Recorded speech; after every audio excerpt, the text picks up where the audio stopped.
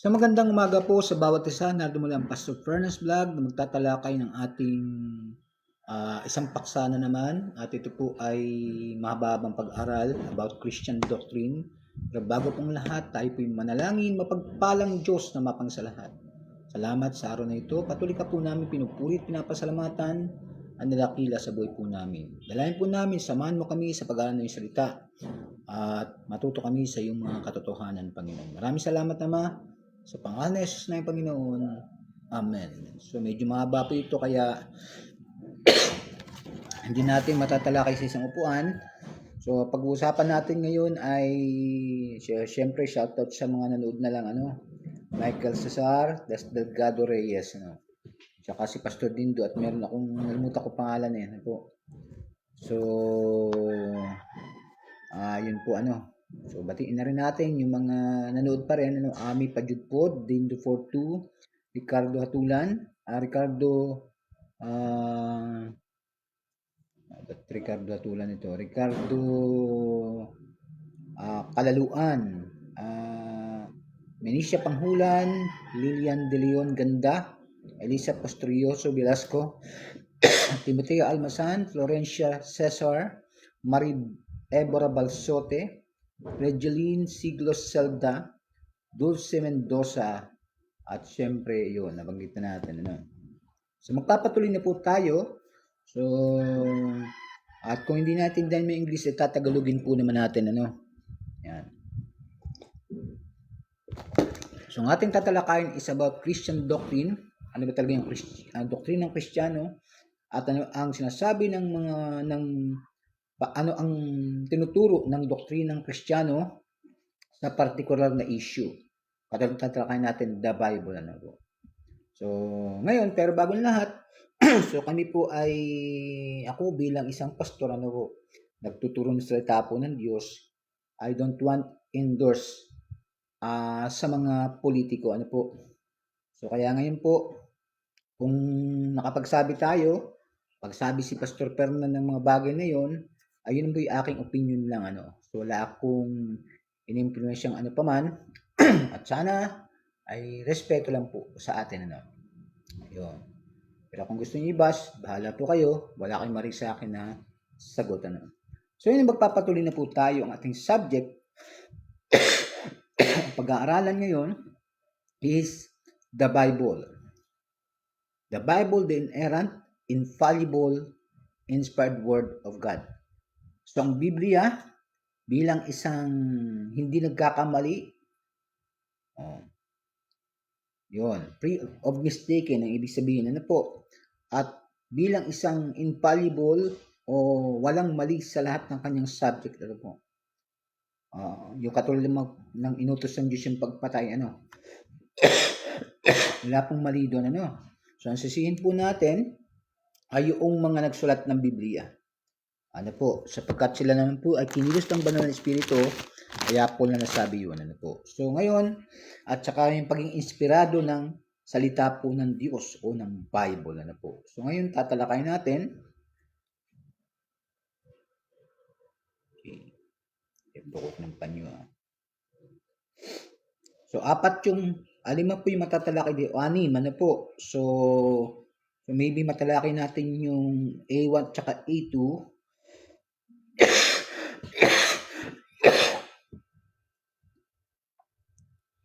Okay.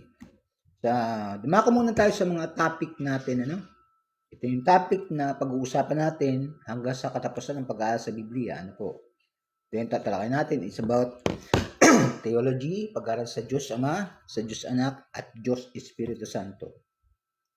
So, ang unang pag-aaral natin ay the Bible declares itself to be the Word of God.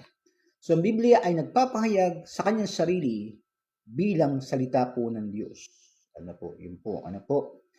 So, number 2, the Bible is free of mistaken, inerrant. Pag sabing inerrant, ay malaya sa maraming pagkakamali, So, sino po nagkakamali lang, yung nag-i-interpret, So, pero ang Biblia po, tama po yan. Ang may problema lang po ay ang utak ng tao o isip ng tao. Pangatlo, the Bible is not wrong on any subject, infallible. So pag sabing infallible, ay walang mali sa mga subject ng Biblia. Ang nagkakamali lang yung pang-unawa po ng tao. Ano po? Pang-apat, the words in the Bible came from God through chosen persons. Kaya po mayroong inspiration na tinatawag o inspired ay sapagkat sinulat po ng tao yan. At ipinahayag ng banal na espiritu at ginamit po yung mga background nila. Ano po? So, ang sunod po, number 5, why should I study and obey the teachings of the Bible? Bakit kinakailangan kong pag-aralan at sundin ang mga turo ng Biblia? Yun. Yung tanong na dapat sagutin. Ano po? At number 6, hindi naman paanda rin. Okay, so tuloy tayo. Number 6, how do I learn what the Bible teaches? O ano ang aking matututunan sa itinuturo ng Biblia? So ngayon dadako tayo sa isa-isay natin. Ano po? So kailangan po sa nagbabasa ng Biblia, merong lesson tayong natutunan. Ano po? Hindi tayo nagbabasa ng Biblia para lamang maglumawak ng kaalaman natin at makipagdebate po tayo. Ano? Ayan. So sa unang tanong po, pagkana natin, siguro hanggang dalawang tanong tayo. Una, ito po iabutin natin ano. The Bible declares itself to be the Word of God. So ang Biblia nagpapayag sa kanyang sarili bilang salita po ng Diyos. Ang sabi sa 2 Timothy 3:16, all scripture is given by inspiration of God. So pag sa all scripture, yung lahat po ng aklat ng Biblia. Ano po? Yan. Shout out Christopher Arellano. Pastor Christopher. So, all scripture po, pag sa all scripture, dito po lang S ano. So, ang scripture po ay itong mga talakay sa buong Biblia na po. At yan po, ang Biblia po, ang ibig sabihin sa salitang Grego ay Biblos. Dito ba? Ang ibig sabihin, aklat. Pero marami aklat. Ano po? Yun. Kaya mamamangha ka, ano po? So, all scripture refers to the written word. So, ang lahat ng kasulatan, wala pong isang ginamit, ano. All scripture refers to the written word. Katulad ng paa natin, ano. Bakit po feet yan? Kasi dalawa. Pag isa lang po, foot, ano po. So, ganun po sa Biblia, ano po. Ayan. All scripture refers to the entire Bible. Yung pag sinabi scripture pala, kaya mas nagustuhan kong kasalin kasi ng King James Version na Tagalog. Sabi doon, ang lahat ng kasulatan na kinasihan. Kasi good news po kasi, ay lahat ng kasulatan ay kinasihan ng Diyos. So, pag ito ay nilogic ng iba, sasabihin, abay, lahat pala ng kasulatan, pati pala yung mga turo ng sino pa man, ano? Yan. Ay inspired din, ano? Yun. Mas maganda yung pagkakabanggit ni Haring Jaime. Siya po yung gumawa ng King James Version, ano? Sa Tagalog, nakalagay po doon ay ang lahat ng kasulatan na kinasihan ng Diyos. Di po ba? Mutukoy sa buong Biblia. Ano po? Bagamat ang ginamit ni Paul noon ay ang Old Testament. Kasi hindi pa kumpleto ang New Testament eh. Pero ngayon, dahil kumpleto ng New Testament, sabi sa Revelation chapter 28, verse 19 to 20, magbawas at magdagdag ay may kaparusahan. Ano? Kasi tama na po yan. Ano? May mga nagsasabing sekta na meron pang ginawa sa Jesus na hindi sinulat ng Biblia. Kaya meron silang aklat na kapantay ng Bible. Ano? Meron pang paniniwala na sila yung mga banal sa huling araw at yung kalang aklat ay kapantay ng Biblia. Masabi ko hindi. Alam niyo bakit? Kasi sabi po dun sa ito yung sinasabi ng kanilang aklat eh. At yung aklat ng Biblia, yung Biblia din. Sabi sa aklat na sinasabi lang, ito ng Mormons, sabi doon sa Mormons na aklat ay kapantay ka ng Biblia. Tapos sabi nila, kakalat ang aking salita, sabi ka ni Jesus. O sabi ko naman tama, kakalat ang salita ni Jesus, pero hindi sa amin kakalat ang Mormons. Ano po? Wala po nakalagay na ganoon. Di ba? Kaya sabi, hindi ako marunong mag-interpret. Sabi ko, kayo pala marunong mag-interpret. Pero tingnan natin yung sinasabi ng kanilang aklat. Ano po? Nasabi po doon ay sa Alma chapter 7 verse 14, ipinanak si Jesus sa Jerusalem. Jerusalem nakalagay. Ano po?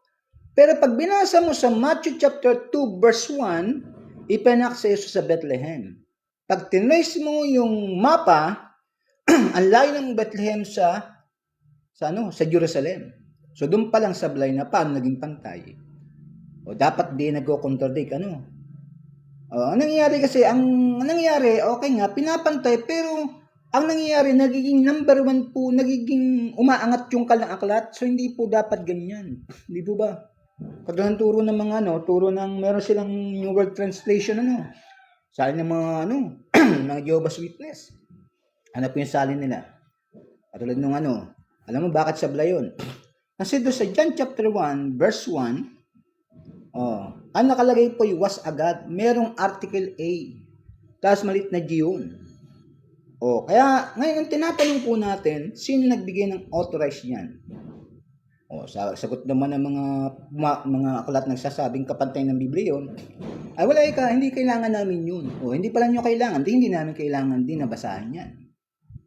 Ang mahirap dito, gusto niyong basahin namin, pero pagka nilabanan namin, sasabihin nyo nilalait namin. Di po ba? Doon ba lang sablay na di po ba?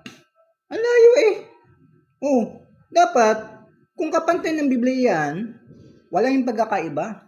Alfred Cortez, shout out pastor. Di po ba? Kasi kapag sinabi ng Biblia, kung sabi mong pantay, sabi ng Biblia, ano sabi ng Biblia?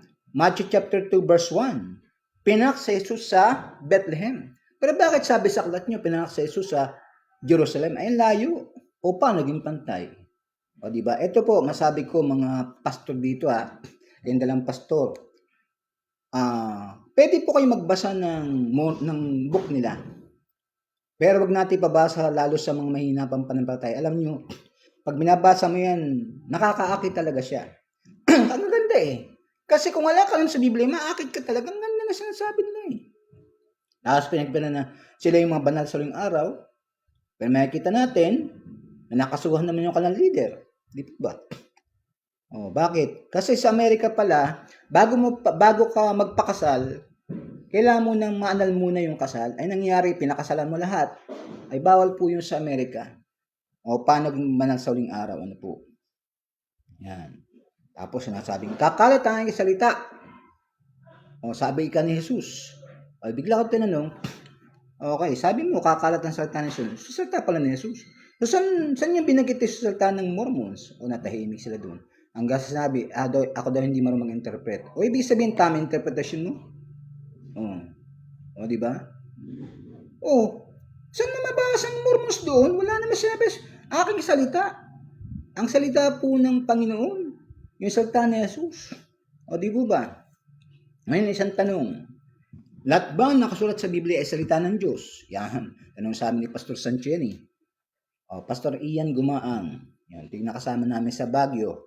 Nung kami dito nagpapastora ni Mrs. Doon sa Life in Christ. Namatay na po yung aming leader, si Pastor Angagan. Isang magaling din pastor yun. So, saan na ba tayo? Dami natin mga sinasabi, Yan, nasa na ba tayo? Ayun nga, doon sa pinapantay nila yung kanilang aklat sa Biblia. Ayun, layo naman ang sinabi nila Alma 7:14, pinanak si Jesus sa Jerusalem. Pero ang Matthew chapter 2 verse 1, ipinanak si Jesus sa Bethlehem. Ang layo, dapat Bethlehem din lagay mo, paniniwala pa tayo. Di po ba?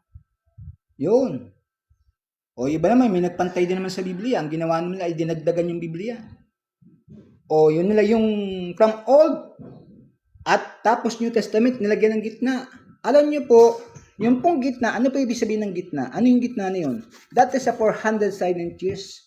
Panahon na walang mensahe ang Panginoon, nilagyan natin apokripa. Ulitin ko, apokripa yung magandang basahin siya, pero nagko-contradict po yan. Tandaan po natin, di dumampot si Jesus sa apokripa. Pero maganda pong basahin yan, ganda na history niyan Pero nagsasalungatan niya. Biro mo, sinabi doon sa isang aklat ng Tawag dito, apokripa, yung mata na isda nagpapagaling. Ay, layo nun. Ano nagpapagaling? Mark chapter 16 verse 17 to 18. Magpatong ng kamay ay gagaling may sakit. O sinabi bang mata na isda doon? O di ba ang layo eh. O di ba? So ito po yung masasabi po natin ano. Yun. Tapos meron pang New World Translation, yung nakalagay po ay agad. Dapat walang article A. Di ba? Was God, hindi was agad. Ano po? Yan.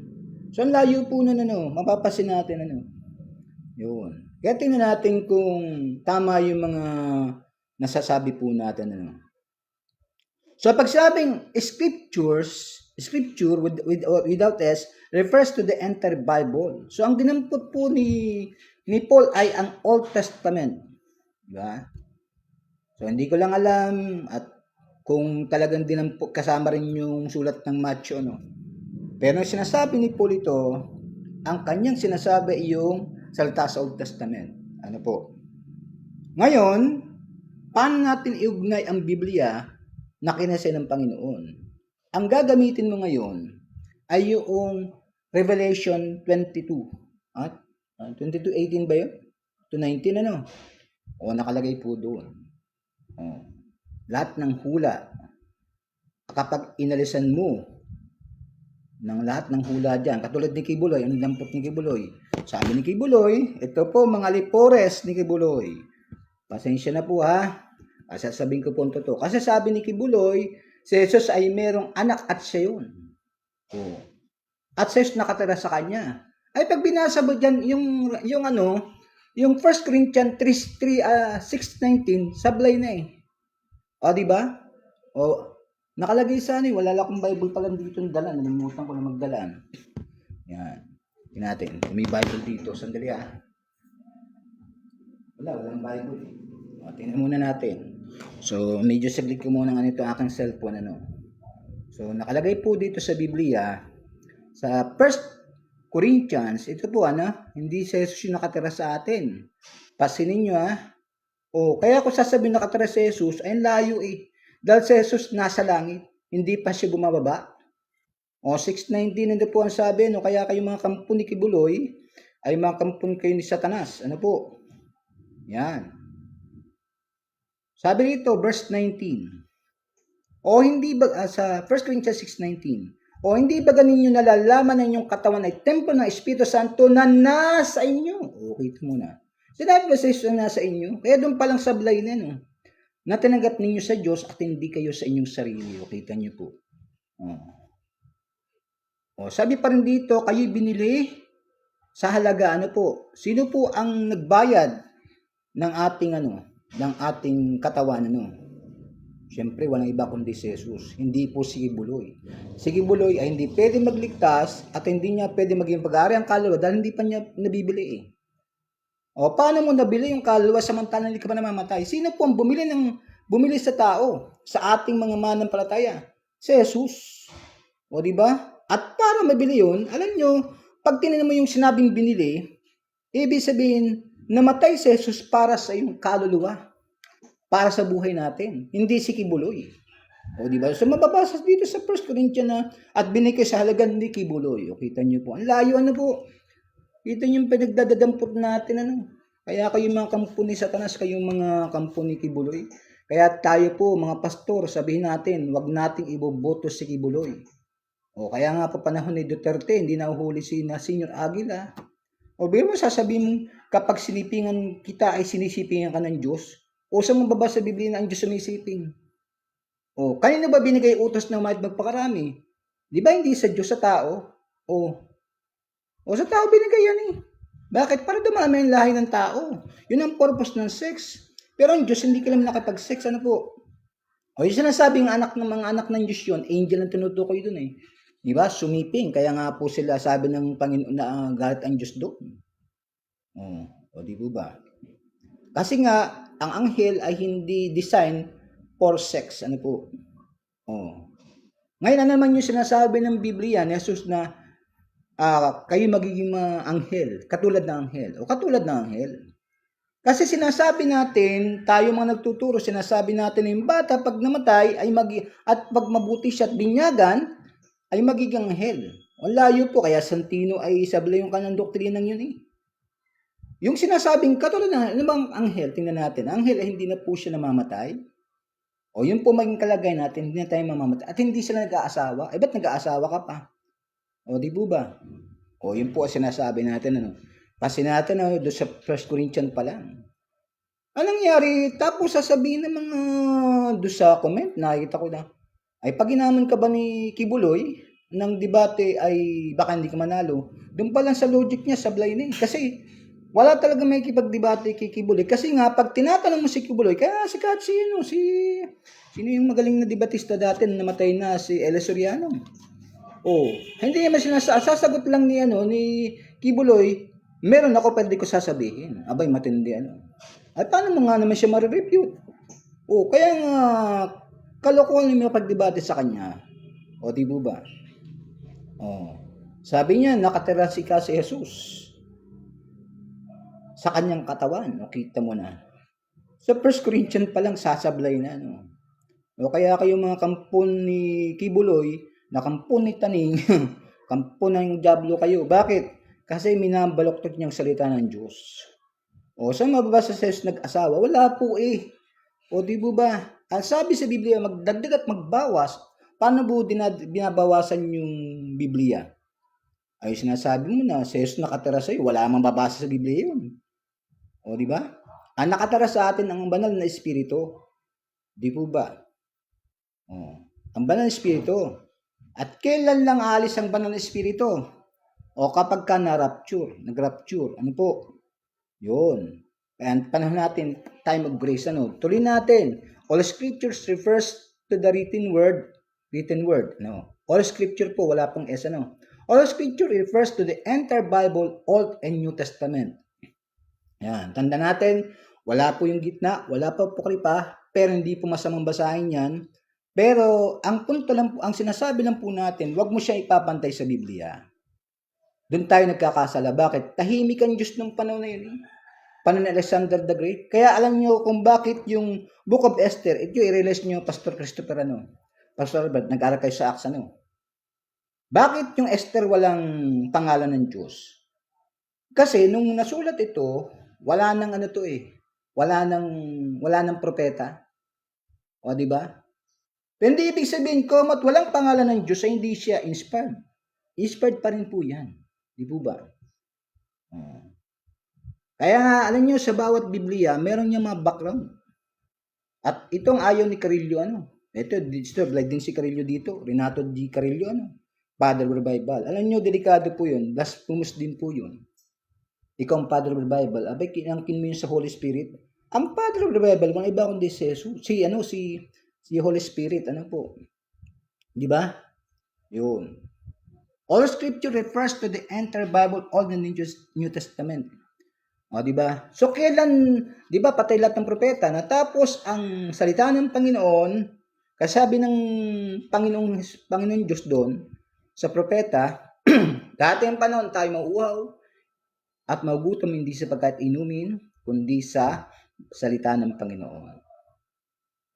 At sa Malakias, yung pinakahuling propeta ng Panginoon, wala na pong mensahe ng Panginoon, kailan po nagkaroon ng mensahe? Nung ipanganak si Jesus, angel po ang nagsabi, Di po ba? Ang unang mensahero po ay ang anghel, So, messenger. Kaya, alam niyo yung Pasko po, ito po ay isang pagpapala. Bakit? Kaya merong Pasko dahil merong mensahe kang narinig sa Panginoon. Good news yan. Yan. All scripture refers to the entire Bible, Old and New Testament. Jesus accepted the Old Testament as a scripture. Luke 24:27 at verse 44 at verse 45, John 5:39, 46 and 47. Peter said Paul's epistles were scripture. So sinasabi ni Pedro sa 2 Peter 3:15 and 16 na ang sulat ni Pablo ay salita po ng Panginoon. Dito na, ito maganda kay Pedro na-recognize niya talaga. Diba? Si Paul, ang nirecognize yung Old Testament, 2 Timothy 3:16. Ano po? Yun. Yung ibig sabihin ng salitang inspired dito, from the Greek word chopneustos. Ano? Theo means God. Neustos, the Holy Spirit knew.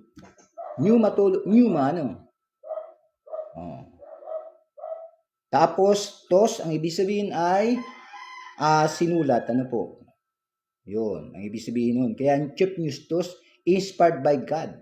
Yun. Tingnan, bago tayo magsalita, dampot muna tayo ng Greek. Ano po? Pag-aralan tayong Greek. Chopneustos ang ibig sabihin na inspired by God through the Holy Spirit. Para maging inspired yan, kailangan ng tao ng Diyos. Ano po? Kailangan magsusulat. Yung 40 manunulad na yan, ay ginamit ng Diyos yung kalang isip. Kaya kita nyo po, si Pedro, iba yung panalita niya. May panalita siya, hindi kagaya ni Paul. Ano pa ibig sabihin? Ginamit ng Diyos yung background nila, pati panalita nila, hindi nalis ng Panginoon yun. Ang mga, hindi po sila lumabas na na parang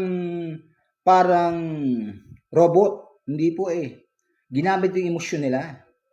Kaya nga perang inspiration. Saan po makikita yan? 2 Peter chapter 1 verse 21. 20 to 21. Ang Diyos ay nagsalita sa magitan ng tao. Ano po? Yun. So ano pa sunod? Peter said, Paul's epistles were scripture. Sunod, because the Bible is the written word of God, God's judgment will befall anyone who dares to add to or subtract from the words of this prophecy. So sabi sa Revelation 22 verse 18 to 19, tingnan natin pahayag. Sa Revelation, ito po ang sinasabi ngayon. Ito ngayon yung gagamitin natin na ang Biblia po ay may patunay na wala na pong dapat idagdag dyan. Revelation chapter 21 verse 18, 22 pala, 18. Sabi po dito, for I testify unto every man. Ako yung tumitestigo sa lahat ng tao that heareth the words of the prophecy of this book. Sa sino mang nakikinig at nagbabasa, nakikinig salita ng propesiya sa bawat aklat, sa aklat na ito. If any man shall add unto these things, God shall add into him the plagues that are written in this book. Ano po? Sa Tagalog, aking sinasaksihan sa bawat taong nakikinig sa mga salita ng hula ng aklat na ito. Kung sino man ay magdagdag sa mga ito, ay daragdagan siya ng Diyos ng mga salot na nakasulat sa aklat na ito. Kita yung dadagdagan salot. Verse 19. At kung sino man ay mag-alis ng mga salita ng aklat ng hulang ito, ay alisin ng Diyos ang kanyang bahagi sa punong kahoy ng buhay at sa bayang banal na nakasulat sa aklat na ito. Ito, yun, nagamit ng mga nagpapantay ng aklat sa Biblia. Ito pong kalandanadang puti. May mga ginawa sa na hindi nakasulat sa Biblia. Pero sa makikita na aklat ninyo yun. Di ba? Bakit sinabi ni Juan yun? Ang ibig sabihin ni Juan, sapat na yung mga nandyan na hindi ka na kailangan dagdag. Kasi kung hindi na kailangan detalye pa yan, ibig sabihin lang ni Juan, basahin natin, tingnan natin yung konteksto, Ito yung pinagdadalampot ng iba Yung sa John, po? Tingnan natin, chapter 21, verse, tama Yun. Sa verse 25, at meron ding iba't ibang mga bagay na ginawa si Jesus na kung susulating isa-isa, ay nakala ko na kahit sa sanlibutan ay hindi magkakasya ang mga aklat na susulatin. Ano po? Pero ang tanong po dito, sa verse 24 ito ang alagad nagpapatuto sa mga bagay nito at sumulat ng mga bagay nito at nalalaman natin na ang kanyang patuto ay totoo. Ngayon, kung bakit niya sinabi ito na may mga ginawa sa na hindi nasulat kasi hindi naman kakasya. Una, hindi naman kailangan yun. Kailangan pa ba isulat yun? Di ba? Hindi na. Bakit hindi na dapat sulatin? Kasi kompleto na nga. At isa lang naman sinasabi ni Juan. Ito'y sinulat para maniwala kayong si Jesus ang Kristo. Yun po ang ibig sabihin niyan. Siya yung Kristo. Yung Christ, Ibig sabihin, anong Kristo? Pinahiran. So sa ating mga Christians, hindi po natin ituturo na dapat maniwala ang tao na siya ang Mesiyas. Kanino po itinuturo yun? doon sa mga Hudyo, Kaya yung bautismo po na ginagamit ng mga oneness, sabi nila, bautismo sa pangalan ni Jesus. Kung titingnan natin, sinong kausap ni Pedro doon? Yung mga Hudyo. Ang bautismo po dito ay pagkilala na si Jesus ay Mesias. Yun po ang preaching ni, di ba? Pero yung sa pangalan naman ng Anak ng Espiritu Santo, para sa lahat ng mga tumanggap sa Panginoon, magpapabautismo ka. O, di ba? Sa pangalan naman ng Anak ng Espiritu Santo. Anong nangyari pagtatalunan pa, sino ang tama, si Jesus o si Pedro? Wala pong tama yan. Wala pong tama at mali dyan. Pare pong tama yan eh. Kaya lang, tingnan po natin, kanino po sinasabi yun?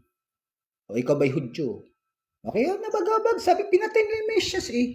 O, di ba? Na dapat sana, tapos na sana ang senaryo, sana ay meron ng kaligtasan sa mga Hudyo kung tinanggap na si Jesus. Naniwala silang si Jesus Mesias. Ngayon, bakit sila naniwala si Jesus Mesias? Sapagkat, doon lang sa turo ni Jesus, kapag binato ka ng bato yung tinapay, nagalit ang mga Hudyo doon. Sabi mo, anong klase yung Mesias? Akala ko, yung Mesias yung nakakaraway na lalaban sa politika sa Roma.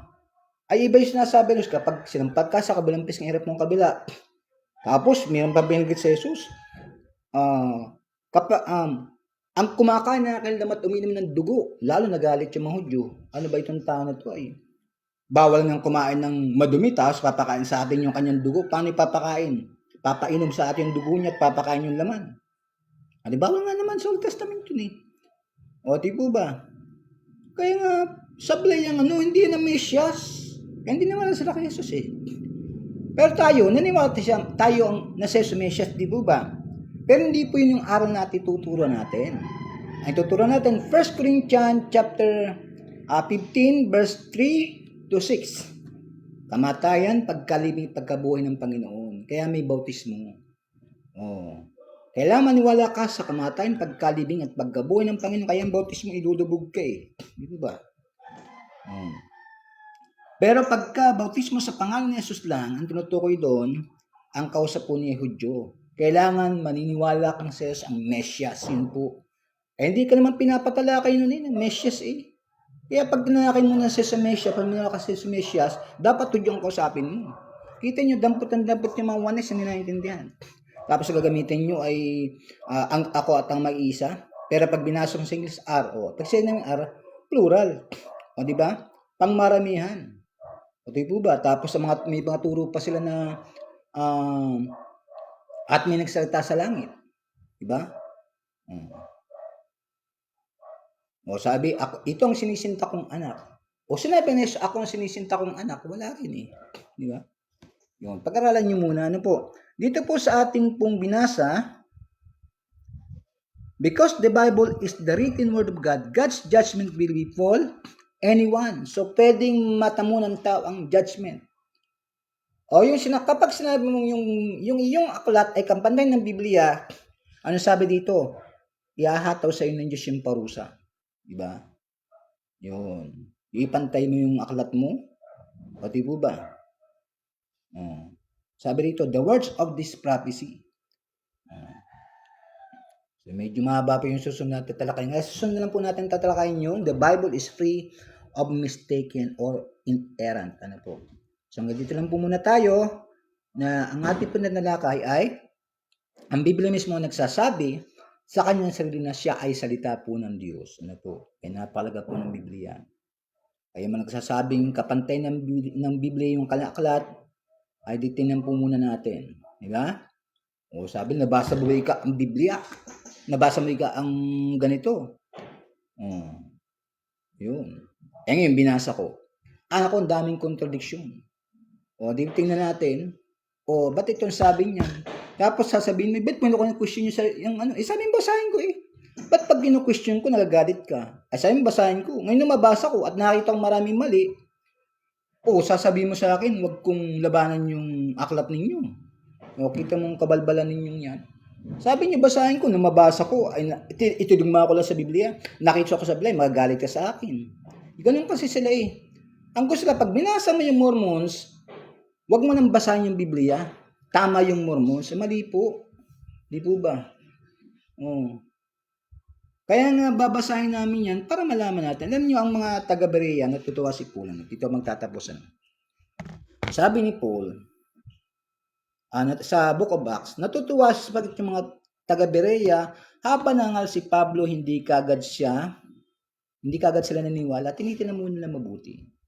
So tayo po mga pastor, dapat pag may Sunday school ka, kung may Sunday school kayo, sa pag-aaral may Biblia kayong hawak. Dapat, wag mo nga yan ang tao ay makinig lang sa'yo na hindi tinutuklas ko yung sinasabi mo tama o mali. Ano po? Kasi pambubulag na po yan. Yung ipagbawal mo yung pagbabasa ng Biblia. O sabi naman ng iba, ay hindi naman kami nababawalan ng aming mga pastorin na magbasa ng Biblia. Hindi pala binabawalan, ba't hindi ka pa nababago? Alam niyo po gumawa ng pelikulang Ben-Hur, ang kanyang layunin dati ay para sirain yung Kristyanismo. Gumawa siya. At para masira niya, nagbasa siya ng Biblia. Nung mabasa niya, nakonverte siya. Nakonverte siya. Kaya ngayon, sa yung Ben-Hur ay pang-atake sa Kristiyano, naging Christian film yun. Kita niyo po Bakit yun nabago? Diba? Ang Biblia nagbabago ng buhay yan.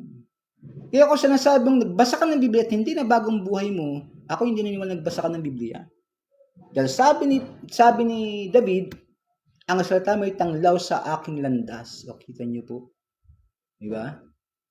3 presidente ng Amerika nagsabi na ang Biblia ang pinakamagandang aklat sa buong mundo. Ito yung aklat na pwedeng magbago. Ano po? Yan. Natin isa-isa yan. Hanggang dito lang po tayo mga kapatid. Pero sa lang po sinasabi natin, walang masamang magbasa ng mga apokripa po. Yun. Pero wag nyo pong ipapareho sa Biblia yan. Hindi masamang magbasa niyan. Sinasabi, basahin nyo. Pero kaya lang, wag mo siya ipapantay sa Biblia. Di ba? Kasi ang Biblia po inspired yan. Di ba? That Old and New Testament. Saan naman sinulat ang Old Testament? That is Hebrew. At ang New po lingkod, ang professor po ng Hebrew. Taas po, pinakamataas po sa Ando si Labli. Magaling siya. So, sa New Testament naman, Greek. Sabi ko nga doon sa mga fourth year, sa mga buti si na Brother Jason ako yung Greek. Kasi pag hindi mo lamang Greek, mahirapan ka. Katulad nung nasa John chapter 1 verse 1, dalawa po yung Greek na ginamit doon. Yung Theos. Nagpapatunay na ang Diyos ay hindi lamang literal na isa. Alam niyo, tamang interpretasyon po talaga, isang Diyos na may 3 Diyos. Kasi kung sabi mo absolute one, tapos sabi mo sa Diyos, paano mangyayari yan? Paano pagtutugmain? Ang gulo ng doktrina, po. Kaya ako'y umayaw din doon sa aking pinanggalingan dati kasi gulo pala ng turo ng mga ito pero natuklasan ko na lang alam niyo yung ginamit sa English sa Old Testament po Elohim para mapagtibay ng Trinity. Di ba? Eloha plus in. Pag Eloha lang, that is singular. Pero pag may Elohim, pag plus in, ang ibig sabihin nun ay plural. Sa Greek naman po, ano yung ginamit? Sa John chapter 1 pa lang. Kaya huwag ka nang lalayo doon. Para manalo ko doon sa sabing tao lang si Kristo. Walang Trinity. Sabi doon, ang ginamit ni Theos, hindi Theo. Si Pastor Theo po yun. Si Rodel. Theo po ang tawag namin doon. Theos, that is me sigma. Ang sigma po, dalawang klase yan ng sigma. Pag ganun po yan, yun ay nasa gitna pa lang. Pag huli, ang gagamitin mo yung parang seahorse. Sigma pa rin po yun. Pag may sigma, that is plural. Tapos, ang ginamit doon, sabi doon, in the beginning was the Word and the Word was with God. Theos. And the Word was God. Theon, that is Jesus Christ. Theon, ang ginamit. That, wala po siyang, ang tawag po dyan, di ba, may masculine, feminine, neuter po ang ginamit dyan. Yun po ang sinasabi po ng Biblia. Ngayon, ano po ang mensahe ng Biblia talaga? Ano po sinasabi ng Biblia? Ito lang po at dito ko magtatapos. Ang sinasabi ng Biblia from Genesis to Revelation is about Jesus Christ. Ano sabi ni Jesus? Saliksikin niyo mga kasulatan sa paniwalang doon niyo matatagpan ng buhay na walang hanggan. Ang mga ito nagpapatotungkol sa akin. Diba? Kaya every time nagbabasa ka ng Biblia, dapat namimit mo si Jesus. dapat sa Jesus nagiging tao uli sa'yo. Ano ibig sabihin? Yung revelation ng Panginoon. Kaya dapat tayong mga pastor, mga kapatid, Pastor Ian, dapat ikaw ay ang iyong pagtuturo ay Christ-centered. Ano ibig sabihin ng Christ-centered? Sa Jesus yung, ibig sabihin, tamang doktrina mo, ano po? Yun po ang ibig sabihin niya, ano po? So hanggang dito lang po tayo, mga kapatid. So ito lang po yung sinasabi natin, ano po? So tandaan po natin na walang ibang aklat maliban sa Biblia. Di po ba?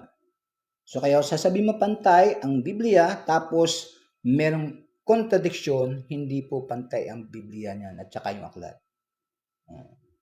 Ngayon maraming sasabing may sablay ang Biblia sapagkat inutusan ng Diyos na pumatay sa aming Saul. O, di po ba? Pero, mas maganda, Diyos ang tanungin nyo. Huwag ako, ano. Yan. Pinapaliwanag ko lang po na hindi ka naman nagkokontrig ang Biblia. Kung bakit pinagawa ng Diyos yun, nasa Diyos yun eh. Di ba ba? Ang tanong, nabasa mo na ba kung bakit pinapagawa ng Diyos yun? Oh, kasi nangyayari, binasa mo na isang passage pero sinasabi mo sa Biblia Biblia, hindi malalamang sa Biblia Biblia na hindi mo nababasa lahat. Oh, kasi ganitong ang isip natin eh. Hindi pa naman nakikita yung, hindi pa kalala ng tao, dahil may narinig ka, hindi mo kagad tinignan kung ano siya.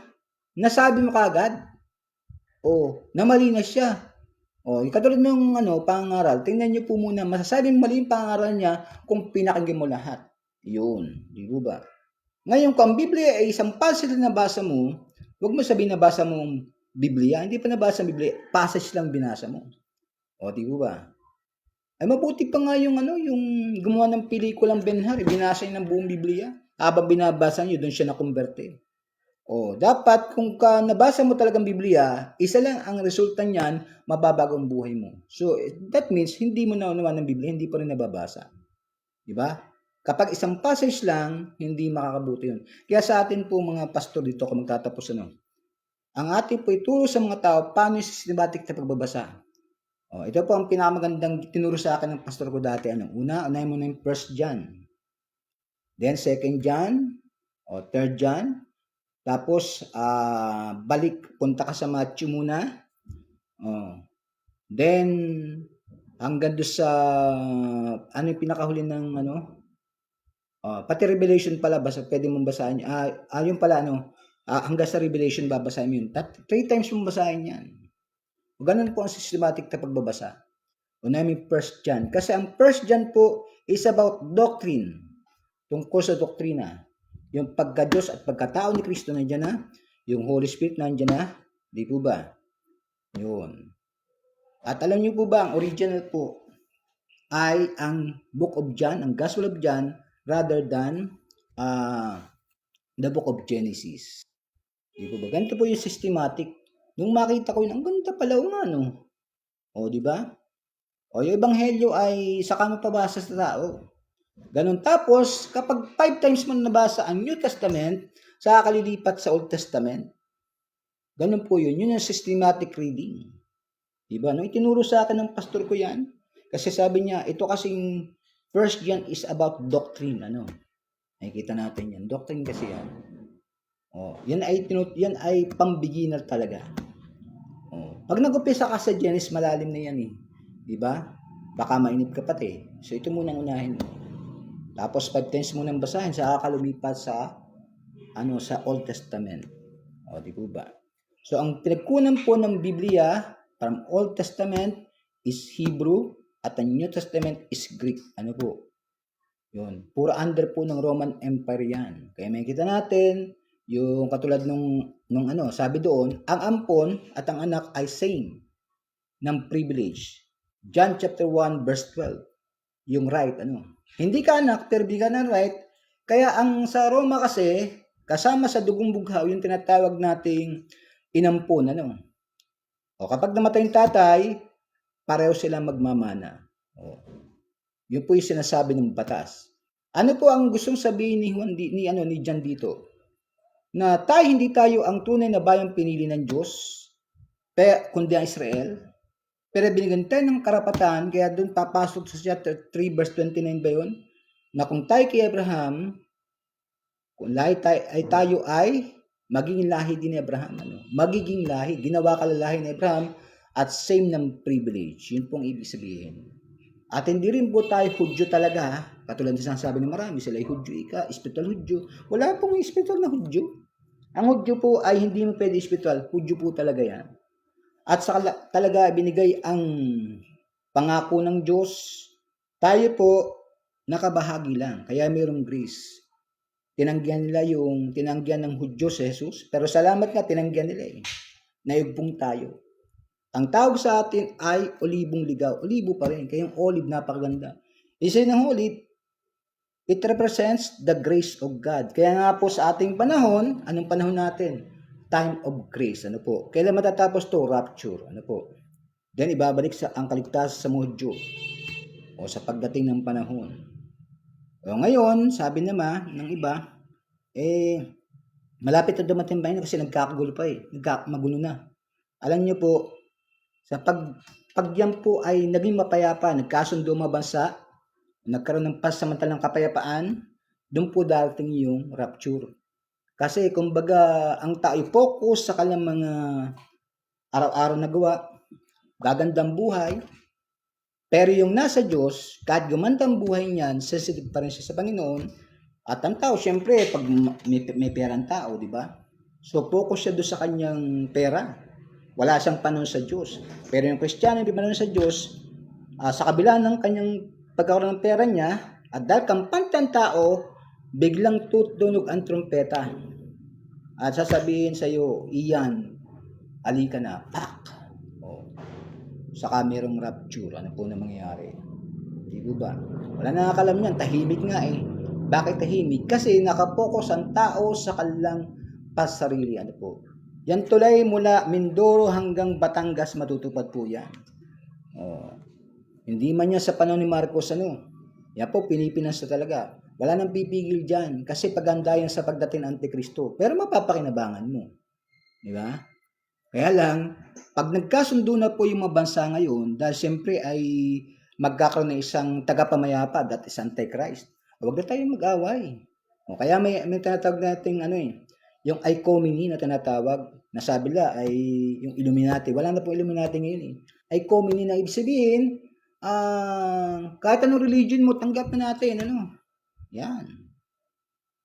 Magkakasundo na tayo. Yan, pag nagkakasundo na po. At saka ito po, ito yung mayroong napanood na sa YouTube.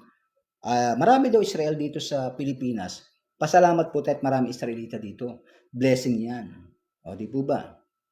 Alam nyo, na tinanggap po ni Manuel Quezon ang mga Israelita, alam nyo po, pinagpala po ang Basang Pilipinas. At ang Basang Pilipinas lang naman po ang nag-tiebreak ng pabor sa pagiging isang bansa uli ng Israel. Kaya ang Pilipino po pumupunta ngayon sa Israel ng walang visa. Siyempre, kailangan mo ang passport. Pero visa, hindi naman na kailangan. At iniingat ng kanang Kaya kita nyo po, sa ating panahon ngayon, kahit si BBM, maraming bati ko sa kanya, sabi nung wag niyong gigirayan ng Pilipinas. Mapapalaban ko, sabi ng mga Israelita. Po. So, ngayon, sa panahon po natin ngayon, ito po yung mga nangyayari ngayon. Po. So, ngayon yung mga Israelita po, hindi rin po mananatili sa Pilipinas yan. Bakit?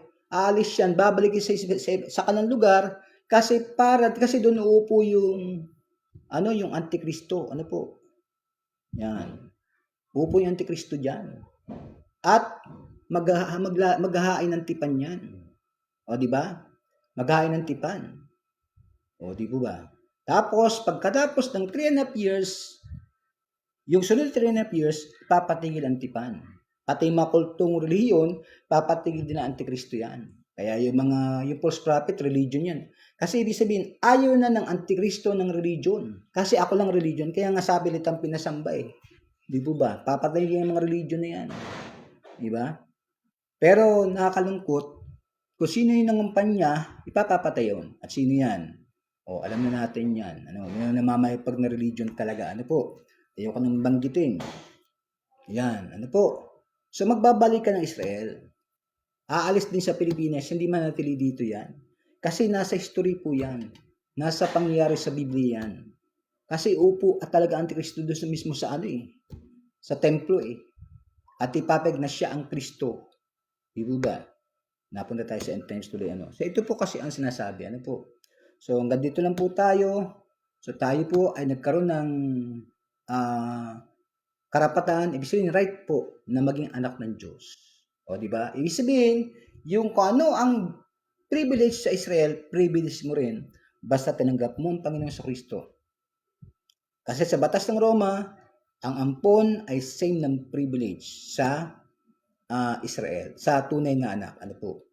Kaya ikaw ngayon, hindi ka na basta alipin, hindi ka na basta o hindi ka na pangkaraniwang tao, ikaw ay anak na rin ng hari doon. O sino man yun na sino man yung maunlad na tao doon, ano, maging anak ka doon. O kaya anak ka ng hari, yun po ibig sabihin doon, ano. So, hanggang dito po tayo at tayo po'y manalangin, mapagpalang Diyos na mapangin sa lahat. Salamat, Panginoon, sapagkat namin pong natalakay, O Diyos, ang patungkol sa Bible. O Diyos, napakahirap unawain ng Biblia, kaya hiningi po namin ng wisdom mo, Panginoon. At isa lang po purpose namin ng pagbabasa ng Biblia. Hindi lamang marunong kami, matuto kami sa mga kaalaman patungkol sa Biblia, kundi ang higit sa lahat magkaroon kami ng relasyon sa iyo. Hayaan mo ang Biblia sa mga nagbabasa ng Biblia, Panginoon. Patuloy ka maghayag sa kanilang buhay. O banal na Espiritu o Diyos, kumilos ka sa lahat nagbabasa ng Biblia. Aksidente naman na itap nila ang Biblia sa kanilang mga cellphone, Panginoon. Pero hayaan mo, Lord God, bigyan mo sila ng kabagabagan para basahin ang Biblia. Kung may problema po ang tao, Panginoon, isa lang po ang solusyon, ang Biblia, Panginoon. Upang sa ganun, Lord God, makilala ka po nila. Maraming salamat. Ngayon po, naniniwala po kami, Diyos, ng Biblia walang pagkakamali. Inerrant, Panginoon. Maraming salamat, O Diyos. Ito po ang aming dalangin sa pangalan ng Jesus na Panginoon. Amen. Amen.